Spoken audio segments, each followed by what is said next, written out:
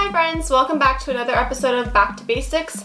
If you clicked on this one, you want to know about bronzer and I have the tips for you. So bronzer, a lot of people I think get confused with contour. Let me just separate those right away, get the difference out there. So bronzer is made to look sun-kissed. So for instance, when your face gets a little bit of a tan after being on vacation, you're gonna have browner, tanner areas of your face at the tops of the planes of the face, not in the contours, because the sun doesn't really hit there as much as it does on the forehead, on the top of the cheeks, and on the little bit on the bridge of the nose, maybe even a little bit on the chin. So bronzer is targeted towards those areas of the face, the higher points of the face, the places you naturally tan.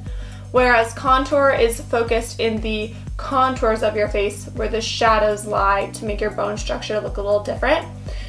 Bronzer also tends to have a little bit of shimmer in it, or at least it can, and it can still work that way, whereas contour should be matte, in my opinion. I know some companies make a shimmery contour, but it doesn't look like a natural shadow if it has glitter in it. I'm going to go ahead and show the demo, but one of my favorite bronzers is limited edition.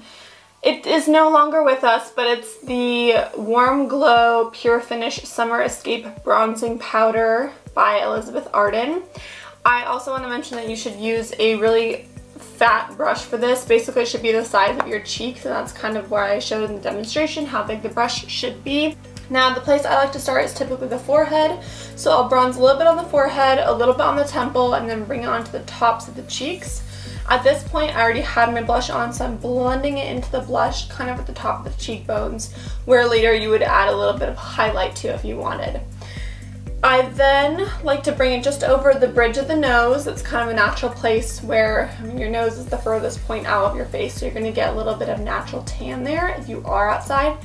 I'll graze the top of my nose with the brush, and then I'll kind of go down onto the cheek area and hit the chin a little bit just to warm up the points of your face. A lot of people call it the three. So you're kind of warming up this area, and then I like to put a little bit on the chin and a little bit on the nose.